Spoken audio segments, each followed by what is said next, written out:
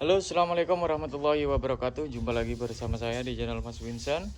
Oke teman-teman, jadi di video kali ini banyak banget masalah-masalah kulkas Polytron ya di bulan Ramadan. Tadi udah ngecek kulkas Polytron, kemarin juga ngecek juga kulkas Polytron. Jadi peminatnya memang banyak untuk kulkas Polytron. Dan masalahnya juga iya kayak gitulah. Oke, yang pertama untuk kulkas Polytron ini kesalahan dari pengguna kulkas teman-teman. Jadi penggunanya itu menggunakan pisau ya, benda tajam. Dan ini tidak dingin itu dikarenakan ada kebocoran ya. Jadi sebenarnya di sini udah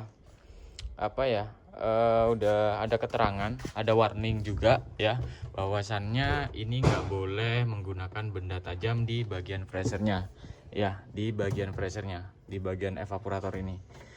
Nah ini kalau misal kena benda tajam dia keluar ya untuk freonnya. Nah ini ya tuh, nah ini. Nah jadi meskipun sekecil apapun dia pasti akan keluar teman-teman. Jadi freonnya akan keluar, kemudian setelah keluar kulkas menjadi tidak dingin. Dan apakah seperti ini masih bisa kita perbaiki? Nah tentu saja bisa teman-teman ya, kecuali di bagian sini udah berlobang. Nah itu nggak bisa, kecuali ada di dua jalur seperti ini. Ini masih kita maklumi ya, atau kita paten, kita buntu aja menggunakan alu platinum. Nah kalau seperti ini kita bisa menggunakan alu platinum atau lem biru ya, itu udah bisa. Nah ini nanti kita akan coba flashing terlebih dahulu, kita bersihkan terlebih dahulu. Kenapa harus kita bersihkan? Supaya tidak ada endapan oli ketika pengelasan atau pengeleman. Jadi kalau misalkan ada endapan oli saat pengeleman, nanti dia daya rekatnya itu berkurang ya. Jadi seperti itu. Kadang-kadang menggunakan alu platinum dia nggak mau nempel di bagian evaporatornya ini teman-teman. Jadi ini harus kita flashing dulu. Setelah flashing kita gosok di bagian sini aja ya, di sekelilingnya, baru nanti kita las menggunakan alu platinum. Nah setelah itu, setelah menggunakan alu platinum kita flashing semua, baik itu di bagian kondensor dan juga yang lainnya. Nanti di bagian filter juga kita ganti. Setelah itu baru pengisian freon teman-teman ya. Nah, pengisian freon. Nah kemudian mungkin bisa kalian cek dulu untuk di bagian oli kompresornya ya teman-teman ya. Kadangkala ketika kulkas ini mengalami kebocoran, itu biasanya air dia akan masuk terisap ke bagian mesin kompresor, sehingga mesin kompresor bisa nyetrum. Kalian bisa cek atau kalian bisa tambahkan oli jika oli kompresornya sudah berkurang teman-teman. Ya nanti kita akan coba bongkar dulu, dan nanti kita akan coba flashing dan bagaimana untuk cara penambalan menggunakan alu platinum. Kalian bisa simak di video ini teman-teman. Oke, jadi ini proses pengelasan teman-teman ya. Nah, jadi begini, ketika media yang di depan kita udah panas, tinggal kalian masukkan seperti ini.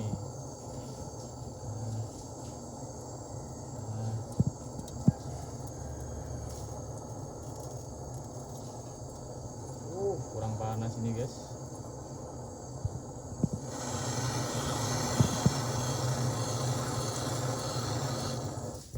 Jelek. Jelek.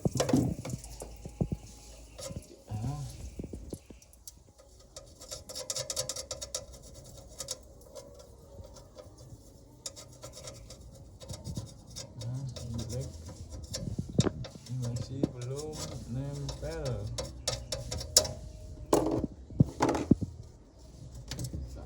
Keburi masih resku.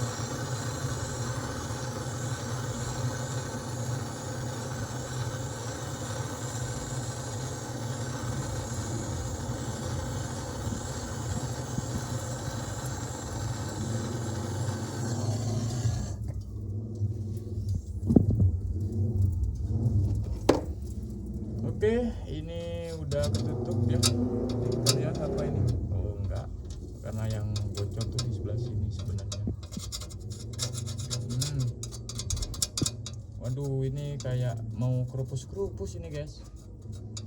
Ini kayak gini-gini nih.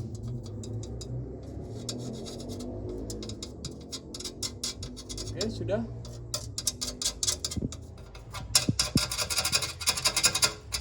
Oke teman-teman, jadi ini udah nggak bocor ya, udah kita tambal. Kemudian ini ada korosi.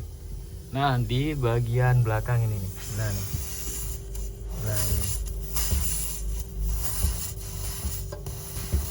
Aduh. Nah ini nih teman-teman. Kalau yang ini nggak ada masalah ya, masih aman, udah pasti aman lah ini. Nah, jadi sebenarnya kalau kulkas kena pisau itu jangan didiamkan terlalu lama teman-teman, karena untuk oli mesin kompresor ketika mengenai bahan aluminium ini dia sangat tajam ya, bisa korosi. Ini kurang lebih 1 bulan infonya teman-teman. 1 bulan didiamkan setelah terkena pisau ya. Nah, setelah terkena pisau didiamkan baru diperbaiki sini teman-teman. Nah, ini udah tanda-tanda juga ya, seperti ini. Tuh. Ini udah tanda-tanda nih teman-teman. Jadi kalau udah seperti ini ya harus ganti evaporator ya, ganti pressure baru bisa normal kembali teman-teman. Dan untuk kulkasnya ya lumayan bagus, masih bagus, masih bersih semuanya. Makanya kalau evaporator ya kayak gini, beda dengan evaporator yang dulu ya, kulkas zaman dulu itu bahannya lebih tebal. Kadangkala untuk kulkas Polytron ini mengembung, jadi hamil ya, di bagian sini nih melebar. Wah, eman ya. 2018 10/5. Yuk. Oke, mungkin itu aja teman-teman untuk video tutorial kali ini. Semoga video ini bisa bermanfaat untuk teman-teman semua. Jangan lupa untuk like, share, dan subscribe. Wassalamualaikum warahmatullahi wabarakatuh. Sampai jumpa di video selanjutnya.